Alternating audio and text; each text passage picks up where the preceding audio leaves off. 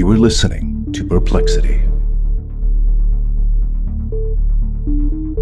Do our loved ones visit us in our dreams? Is the veil thinner when we sleep, making us more vulnerable to paranormal activity? Could sleep paralysis actually be a paranormal or a demonic attack? Is it possible that our dreams are actually other versions of ourself or our conscious, living in other dimensions? Do our dreams hold any special or deeper meaning? These are creepy stories from the internet, and today we are talking about sleep, dreams, and sleep paralysis. Hello, everybody, and welcome back to another episode of Perplexity, a mystery podcast.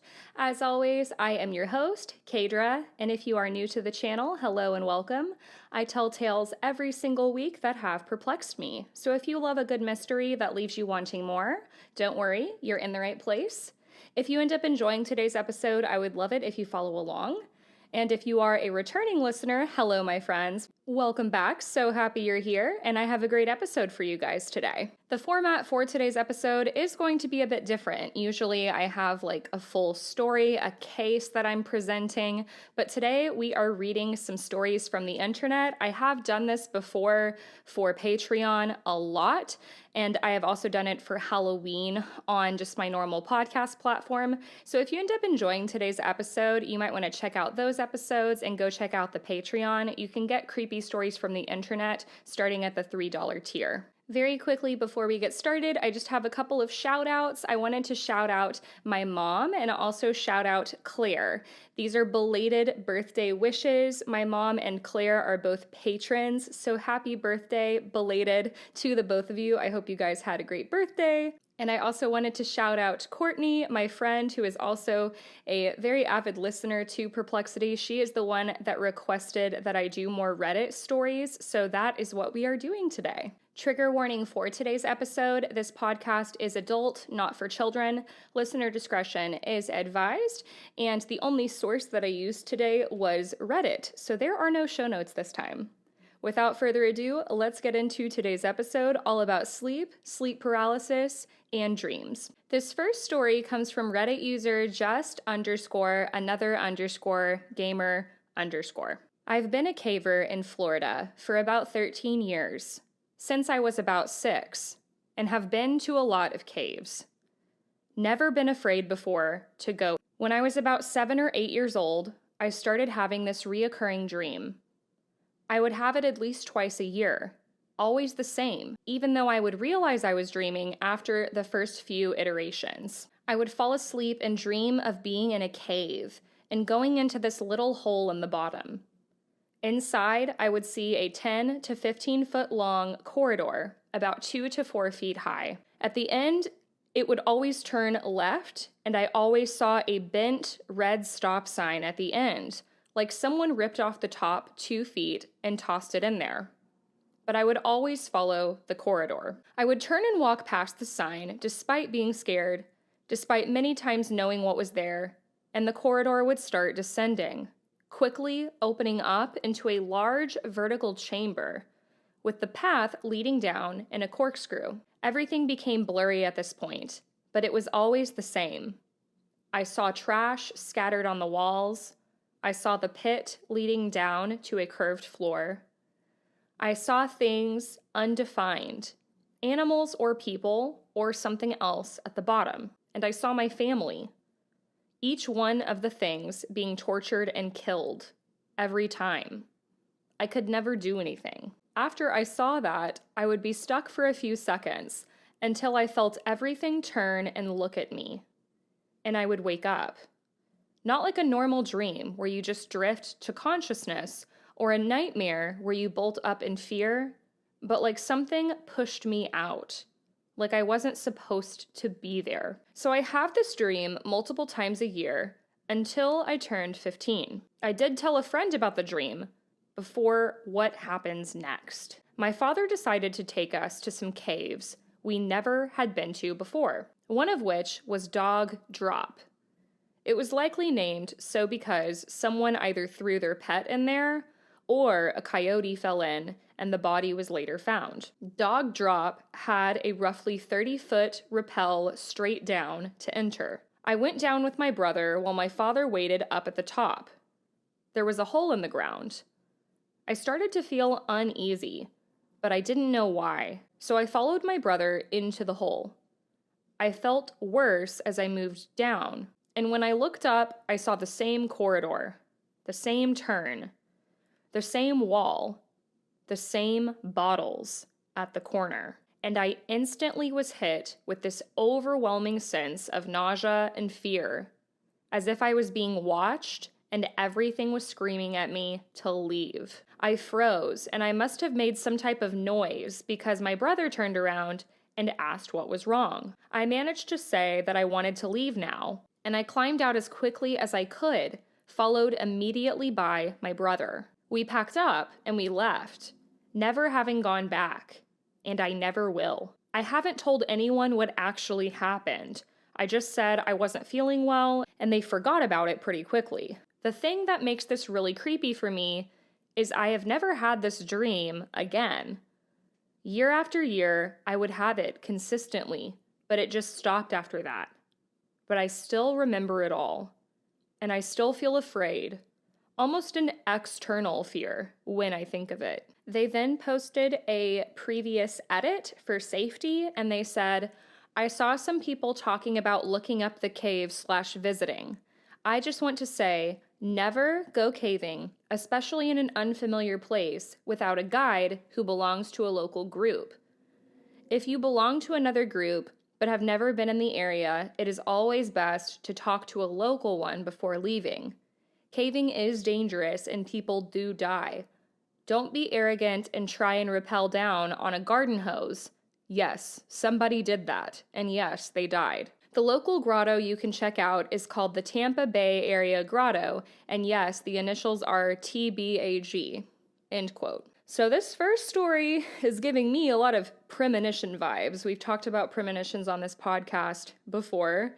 You often get premonitions in dreams, and I want to say when we did that episode, it was like 1 in every 3 or 1 in every 4 people report having had some type of premonition. A lot of them happen in dreams. And I think it's pretty significant that this one happened over and over and over until the time of the actual event. It's like, to me, there's no way that his subconscious could have known that this cave was going to be dangerous and what he would see down there, because he had never been there. So that kind of brings in the paranormal elements. Somebody had to warn him about this cave in his dreams. So that's really, really interesting to me. It's so specific. Like the trash that he saw in the cave was the same. He got the exact same feeling. He felt like he was being watched, just like the dream. Really, really crazy. Okay, this next story comes from Reddit user TidyWhiteys37. So they say, I lived in an old apartment in 2002. The place was built in 1900, so it was just over 100 years old when I moved in. The living room and the kitchen were fine, but the bathroom and the bedroom were unnerving. Like I just always felt I was being watched, especially in the bedroom if the closet door was open. Those unnerving feelings just became moderately uncomfortable as I settled in.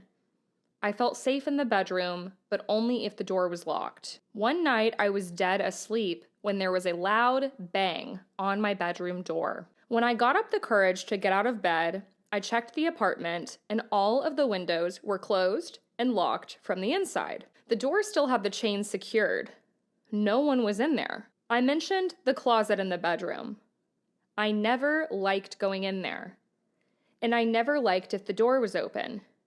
For some reason, in my head, I would hear gasping noises. So for that reason, the closet remained closed. A month or more after, I was woken to the bang on my door. I had been dead asleep, but something woke me up, and it was a pressure on me, like I was being held down. It was pitch black in my room, and I could not see anything. But I knew someone was standing over me. When I could finally turn on a bedside lamp, no one was there. After that, I couldn't sleep in the dark.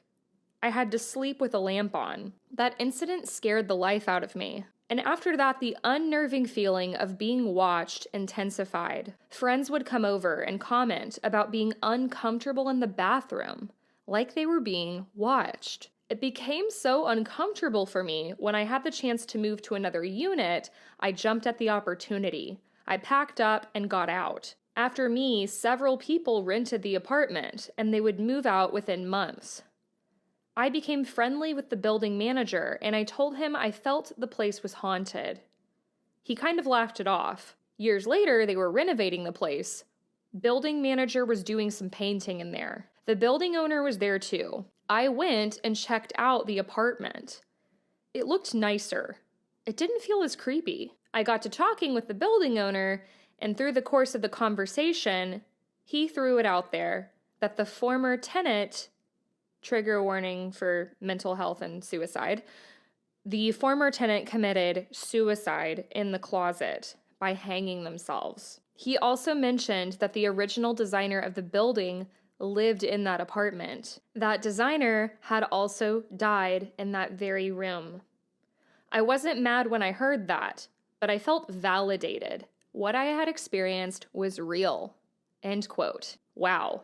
So I thought it'd be good to include this one because there is the sleep element to it. And it seems like a lot of the feelings and suspicions that this person was getting would happen when they were sleeping. I don't know what the banging noise was, but when they were awake too, they would feel uneasy going into the closet. Obviously, we see now why they felt uneasy. So this one has a paranormal element to it as well. And they were validated by other friends that would come over and visit this apartment. They felt uncomfortable there, and then obviously they got the confirmation from the building manager. The pressure on the chest is really common in sleep paralysis. So I do wonder if they were having some instances of sleep paralysis. And in the paranormal world, they do say that the veil is thinner and we're more susceptible to having paranormal experiences when we're dreaming because we're more vulnerable and our mind is theoretically more open to having those experiences when we're sleeping. So this one gives me some sleep paralysis and some paranormal vibes for sure. This next story comes from Reddit user GoatBustersBM and trigger warning for sexual abuse. 4 years ago, I lived in a very large farmhouse that was converted into 2 apartments. The house was known as the Old Boys' Home. It was used to house boys with behavioral issues, but was closed later due to allegations of molestation. Anyways, I was living with my boyfriend and 3-year-old daughter at the time. My bedroom had a large fireplace that had been boarded up and painted over. I decided to push my bed up against it one day while I was rearranging things. It was like a headboard. That night, around 1 a.m., I heard a small voice saying, "Mom, Mom, Mommy." I sat up in bed, but I didn't see anything. So I reached over to my boyfriend, trying to grab him and grab my daughter and put her in our bed. I kept feeling around and I was still hearing the voice, but I couldn't feel her. My boyfriend woke up and turned the bedside lamp on, asking me, "What the hell are you doing?" I explained that Amelia, my daughter, was trying to get in our bed and I was reaching for her. There was nobody there. My daughter was sound asleep in her room. Then the next night came. Around 1 a.m. again, my dog had started to whimper at our door. So my boyfriend got up to take him outside.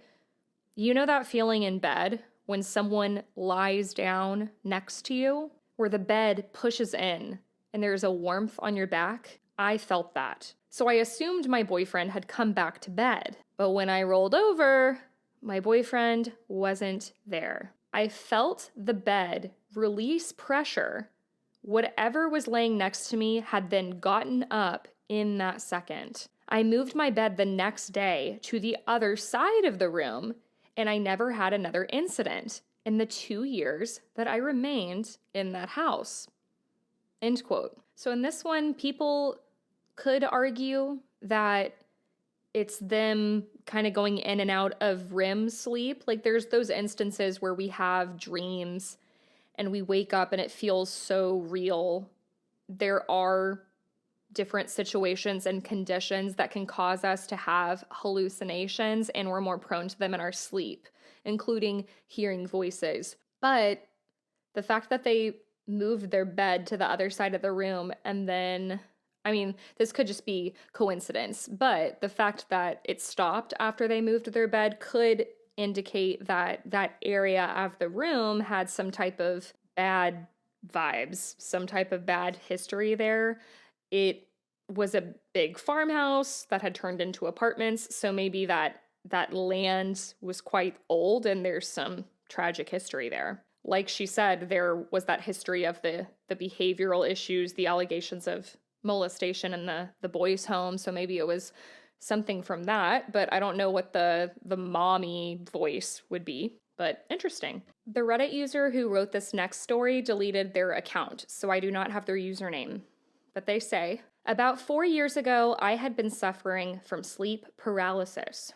Almost every night for months, waking up constantly, feeling like I was going to be attacked. When I would go into paralysis, it would just feel like there was an evil thing in my room. Sometimes it was in the corner of my room, sometimes next to my bed, sometimes it was like it was hovering over the bed. It was a very masculine presence, and it always gave off a vibe that it was furious with me.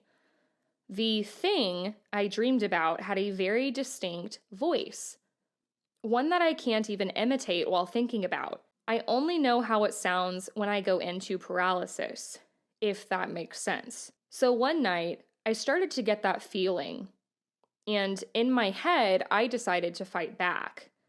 So I started chanting in my head, "You're not real. You're not real. You're not real." The thing then said, "Oh yeah? Watch this." As soon as it said that, my daughter, who was 3 years old at the time, started shrieking her head off in her bedroom. My significant other and I leapt out of bed and rushed to her room, which was thankfully right next to ours. She was up and out of bed on the opposite side of the room, screaming her head off, shaking in fear and crying. I have never seen her that scared, before or since. She just kept saying that someone was throwing skeletons at her. It freaked me right the hell out. Later on, once everything was calm and I was back in bed, I told whatever this thing was that I didn't care if it tormented me every night, but leave my daughter alone. In the 4 years since, she has not had another nightmare that scared her like that. My sleep paralysis hasn't been as bad as it was back then, though I still get occasional visits. I'll never challenge it again though. End quote. So obviously I have no way to know what this is, but I'm wondering if because this person and their daughter have a bond, a connection, that whatever they were experiencing in their sleep paralysis, their dream, their nightmare, connected with the daughter. Because I've heard stories before of people who have strong bonds with each other being able to meet up with each other or interact with each other in dreams. So maybe this person was under a lot of stress, and that's when all the sleep paralysis was ramping up. We've heard of things like, on this podcast, we've talked about third man factor, us having an inner voice that we don't even recognize. So maybe this is some part of this person that is like negative, has a really bad energy, going through a lot. It's kind of that alter ego of this person, and it's tormenting them because they're under stress, and it connected with the daughter. I don't know. I could be totally off, but that's my theory from this. This next story comes from Reddit user Oopsies. They say, I have been dreaming about an alternate life for about 8 years, and I discovered a street name of the location that exists in real life. So, ever since I was a teenager, I've dreamed about an alternate life. I go to university, I go to work in a city that I've never been in since I was around 16 to 17. I'm 25 now. The dreams are super detailed. I go on hikes, I hang out with my friends, I bike through neighborhoods, and I do mundane, everyday life things. The universe is outside of a major city, and I'm always exploring nature, beaches, and islands. Last night, I was feeling sick, and in return had one of the most vivid dreams I have had in a long time. I met someone and developed a deep relationship that felt incredibly emotional and real. Luckily, I woke up right when I was trying to navigate Google Maps to drive to a park, so I remember the street we were on. It was called Dutch Island Road. Never heard of it in real life, so I decided to look it up. The only thing that popped up was a rural area all the way in Rhode Island. It wasn't exactly the same layout of roads I remember on the map, but the nature and area looked eerily similar to what I saw while driving. I started looking around the area, clicking different locations, and I started to freak out at how everything looked just like it looked in my dream. Mind you, I've never been to Rhode Island. The weirdest part is that a specific building in the Rhode Island University is one I see in my dreams all the time. I'm doing more research to see if I can recognize other landmarks, but this is crazy to me, as I've never been to Rhode Island, and I'm pretty sure I haven't watched anything about it that could somehow be internalized and create an elaborate dream world that is always at the same location. I've always thought my dreams were a glimpse of living in an alternate universe, and I feel like this detail solidifies the potential of it being a reality. End quote. Wow. That story's so interesting. I love stories like this. I know it's been like a trend on TikTok fairly recently that people have been coming forward and claiming they have these incredibly vivid dreams about lives they, to their knowledge, have not lived. So it's like, is this them in another dimension? Or could it be some type of memory of a past life, like reincarnation? It's really fascinating. It's so crazy that it's like this detailed and they never lived in this area. That's what gets me, is like information like that. It's so validating. So I have one more story, and then what we're going to do, and this will be totally separate from the sleep, the dreams, the sleep paralysis, is I have some listener stories to read. I need to catch up on some, so I'm going to read those to you. They are both about Lechuza, if you guys remember that episode. So this story comes from Reddit user Ria Rucha. I am a firm believer that the veil is the thinnest when we are asleep. And these dreams are often the clearest form of communication we can have with those who have passed. Unless you have psychic abilities in your waking hours. But in this scenario, that is not the case. When my grandmother died, I dreamt of her for weeks. They were usually memories on repeat, just slightly warped in the way dream landscapes are always familiar but off somehow. They became less frequent, but when she did show up, I knew there was something that she needed to tell me when they stopped being memories and started feeling like cliffhangers. One night, when I was going to bed, I said out loud, "Okay, Grandma, I know you're trying to tell me something, but I don't know what.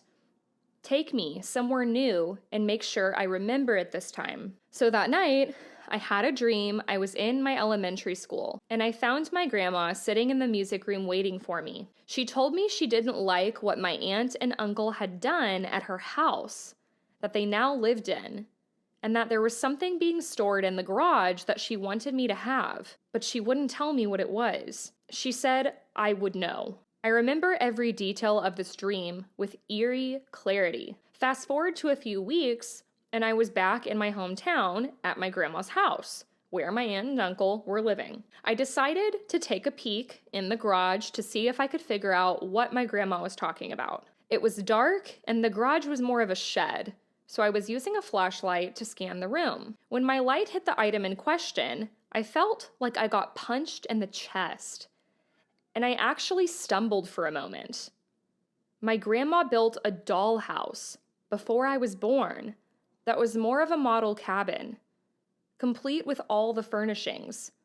Tiny model plates, bowls, and forks, even a little fireplace poker. When I was little, I always wanted to play with it, but obviously I wasn't allowed to because it wasn't a toy. I would spend loads of time examining the setup and the tiny details, but I never touched them so as to not upset her. I loved this dollhouse. So can you guess what my light hit that shoved me backwards? I've had the dollhouse and all its accoutrements with me for 9 years now. Through 4 moves and multiple cats who think it's always their turn to decorate. End quote. Well, that's sweet. So her grandma visited her in this dream and wanted her to have this dollhouse now that she was an adult.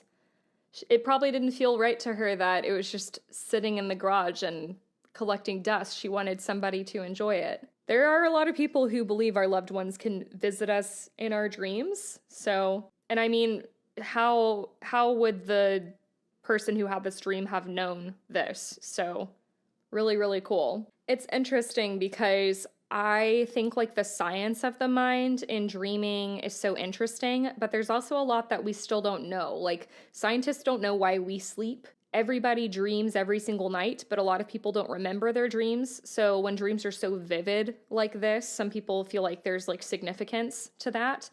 I myself very recently, like starting in late June of this year, started keeping a dream journal because I was never remembering my dreams and I hadn't had any lucid dreams to my knowledge since I was a child. So I just wanted to play around with that. And I have been keeping a dream journal on and off. I just now started getting more consistent with it. But even when I wasn't consistent with it, it's amazing what happens when you start writing down your dreams. It basically helps your self-conscious remember and then notes like, this is important, I need to remember it, because our brains like to be efficient. So anything that is not deemed important, our brain kind of categorizes it as useless and tosses it out. That's how a lot of our memories work, for example. So when we sleep and we're not remembering our dreams, it's often because our subconscious is like, oh, that's not important, I'll throw it out.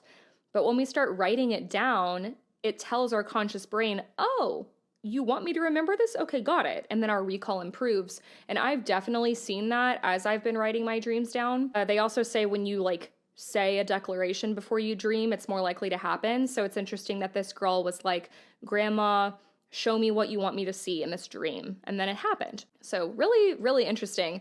I'm still very early on my dream recording and like lucid dreaming journey, but I have lucid dreamed very briefly 2 times just in the last few months since I started this whole process. So if you guys have questions about that or like want to learn more about that, hear more about that, I am open to talking about it. And I'm curious what y'all's experiences have been with these things. So let me know down in the comments or shoot me a DM or something. And let's get into these listener stories. So for those of you who have not seen or listened to my Lechuza episode or maybe need a refresher, both of these listener stories are about Lechuza encounters. Lechuza is a cryptid that is believed to be a witch type of entity. It can turn into like an owl, a very large bird, and Lechuza is often cited in South Texas and Mexico. So this first story, the person who wrote in requested to remain anonymous, and they say, I am very excited to be able to share this story about an experience that occurred when I was a child. After talking to my family, we would all like to remain anonymous for the sake of our privacy. To start off, I would like to say this happened when I was around 7 to 9 years old. We used to go to Mexico every summer for several years straight when I was a child growing up. At some point, my dad had acquired property in an unincorporated community known as Milliken. That area is very rural. Growing up, the roads used to be completely made out of dirt and rocks. There would always be wild animals roaming the property. My aunt decided to move out there to raise livestock, and she had to deal with coyotes and wild dogs. Just kind of wanted to paint a picture of what the area looks like. Milliken, from what I read looking it up, is an area decimated with tragedy. At one point, there was a fever that broke out that killed a majority of the population. Another article I read that was published by Texas A&M University says there was a massacre known as the Milliken Massacre that took the lives or drove away approximately 300 Black Americans in an awful racial violence during Texas's Reconstruction. Unbeknownst to me, I was not aware of any of this until I was looking it up for the area. Reading this now, it explains some of the phenomenon that we experienced here for ourselves. The reason that I brought up Milliken is because my dad would always drive through it during the day or at night whenever we were coming back from College Station or Bryan, Texas, which is in South Texas. I have been to Bryan before. We have always gone down that road, 2154, so this was nothing new. It was very late at night, approximately close to midnight. We used to own a pickup that had 4 seats in the front, so all 4 of us would use these to sit up there comfortably while we were growing up. My mom recalls just looking at me and my sister, thinking we were both asleep. My sister was in fact awake, she was just very quiet. I was asleep though, so my mom said, "Mira mi dos hijos preciosos." Look at my 2 precious children. The moment she said that, she looked forward and she saw what looked like a giant bird. Each one of us has a different recollection on what we saw, but all with the same thing. My dad remembers something flying across the windshield as he hit the brakes. My sister stayed quiet and just saw a bird-like creature hit the windshield. My mom put both her arms out to keep my sister and I in place, but saw the full image of what looked like a giant bird. I, awoken from my sleep, remembered seeing the end portion of what looked like bird legs, feathers, and a tail. My dad quickly slammed on the brakes, and we stopped in the middle of the road. We were all freaking out and saying, "What was that? What did we hit? Is everyone okay?" After a couple of minutes, my dad decided to get out of the vehicle to investigate and potentially find a dead bird. There was a crack in our windshield, so we knew something hit us. However, from my dad's investigation, he couldn't find any proof or evidence that something was hit. There was no blood, no feathers, no body, nothing to signify that we hit something. On the other side of the road, there were a couple of oil field men working. My dad drove over to ask them if they saw what happened. The men told my dad that all they saw was our truck driving and then abruptly stopping in the middle of the road. They did not see us hit anything, and they were kind of confused. They were actually talking about, why did they just stop? Really shaken up from this, we decided to go home, which was about 15 minutes away, and go to bed. We got home, went to bed, and the next morning while my sister and I were asleep, my dad decided to go back out there and investigate in the morning. He said he went out there and he looked around, but he didn't see anything. There was no body, no blood. All we saw were the tire marks from where we had abruptly come to a stop. He searched around for about 30 minutes, going into the field, into the grass, and even going in the direction of where the bird had come, but he didn't see anything. He came back and told us in the morning after we woke up that there was nothing out there. He couldn't explain what had happened. To this day, we have no idea what it was or what we experienced. I remember I had a Pokemon card of a Pokemon called Firo. I showed my mom the card when I was explaining what I remembered the bird looking like. She took the Pokemon card from me and would show people whenever she told the story. I always remembered her saying, "This is exactly what it looked like." The fear in her eyes was something I hadn't seen before as a child. One thing that my parents concluded was that this happened before we reached the crossroad. The crossroads created a cross, which is a holy symbol in our eyes. From what my parents concluded by talking to other people is the reason the bird hit us before we got to the crossroad was because it couldn't go past that area. Since it was a cross, it represented holiness, and therefore it wouldn't allow anything negative to come before it or after it. Since then, we rarely have gone down that road at night. I think maybe approximately 10 times we've gone down that road since then. It's been almost 20 years since that happened. We're just scared of it. My dad and mom heard other stories about that particular road. Allegedly, this road used to be very deadly because of a bunch of accidents that had happened on it. It caused a lot of deaths. I'm not sure how accurate that is because I couldn't find any articles suggesting that this is true, though. There have been other incidences that occurred on that road, such as the possibility the same bird following one of my older siblings and their friends in the car, a headless man asking for help, or other ghostly apparitions that have popped up at people. Thank you so much for allowing me to share our story about what happened on that fateful night. Keep it spooky and keep yourself safe. And they also attached a picture of the Firo Pokemon, which I will be sure to include in the YouTube video and on the Instagram post. Thank you so much to this listener for sharing your story. That is super creepy. I love the cross symbolization, that it's like this entity that was potentially evil couldn't cross literally through the cross. And I have heard stories before of people hitting things that they thought was like a skinwalker or a cryptid, and there's multiple people in the car that see it, and then when they stop, there's nothing there. It sounds like you have a haunted road. That's super creepy. I also wonder if this is anywhere near Demon Road. That's in Huntsville. I can't remember off the top of my head how close that is to this area, but there's a haunted road that I just recently covered on Patreon that's in Huntsville, and they call it Demon Road. So, interesting. Thank you for writing that in.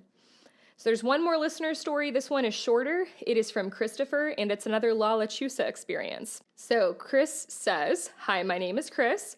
I'm a new subscriber, and I just saw your video on Lechuza. I wanted to share with you a couple of minor encounters I had with what I believe was a Lechuza. The first one happened when I was about 6 years old. My family and I went camping at a popular camping spot near San Antonio, Texas, called Canyon Lake. It was around Easter time, and my family and I were sitting around the campfire, telling each other scary stories, when out of nowhere, we heard a very loud swooshing noise right above us. It sounded like giant wings flapping back and forth. Being 6 years old, I immediately started crying, and I ran to my tent because I already knew exactly what it was. I don't remember if my family ran away with me or if they stayed there in shock, but I know we were all terrified. The next story happened a few hours ago, and I will attach a video along with it. Ooh, very recent. I'll attach a video along with it of what my Ring camera caught and what I believe is the screech of Lechuza. Oh my goodness. I was taking my dog out to use the restroom, as I do every night. But as I was waiting for him to finish his business, I heard a loud and terrible screeching sound right above my backyard. As I did when I was 6, I'm 18 now, I ran inside of my house and told my mom what I heard. When she looked at our Ring camera footage to see if she caught what I had heard, we saw this. And then he attached the video. Okay, so I just watched the video. I can't really see much in the video because it's black and white. It's quite dark, but it looks like it's his backyard. There's a dog walking around, and then you hear a screeching noise. Maybe it's like softer in the video. To me, it just sounds like an owl or a bird, but I could be totally wrong. I didn't see a bird or anything in the video, but that's pretty creepy. Chris, you said that your family immediately knew what it was. Is this like a legend that y'all were familiar with in your town? I know there's a lot of sightings in this area, so that would make sense, but that's creepy. The heavy wings flapping thing gets me for sure. If you guys have listener stories that you would like to share with me, if you want them read, if you want to be anonymous, that's totally good. Just let me know. You can always send your listener stories to perplexitymysterypodcast@gmail.com. I would love to read your story. And that wraps up today's episode about dreams, sleep paralysis, and some listener stories. Thank you, Courtney, for requesting this special topic, reading some Reddit stories. I had a lot of fun with it. I know this is a little bit different from my usual episodes, so I hope you guys enjoyed it. And please let me know what you thought down in the comments or shoot me a message. If you did enjoy today's episode and you haven't done so yet, please leave a 5-star review wherever you get your podcasts. Each time you do that, it boosts me up the charts. Leaving reviews is extremely important for me to continue to bring you guys content, bring you better content, put this show in front of other listeners. So that is much appreciated. If you are not listening on a podcast, but you are watching on YouTube, I would love it if you hit the subscribe button and continue to follow along. Support links are down in the show notes, like my Buy Me a Coffee link and my merch link. The best way to support the show, besides leaving a review, is going to patreon.com/perplexitymysterypodcast, and you can get tons of perks there. I release early episodes ad-free, starting at the $1 a month tier. So you can check that out. There's other tiers where you can get merch. There's a lot of perks. And if you guys liked this episode, like I said, I do, one of the series that I do on Patreon is Creepy Stories from the Internet. I have, I think, 5 volumes out right now. So that is available for $3 tiers and above. Patreon.com/perplexitymysterypodcast if that interests you. You all are amazing. I hope you have a great week and stay safe. And I will talk to you next week. Bye.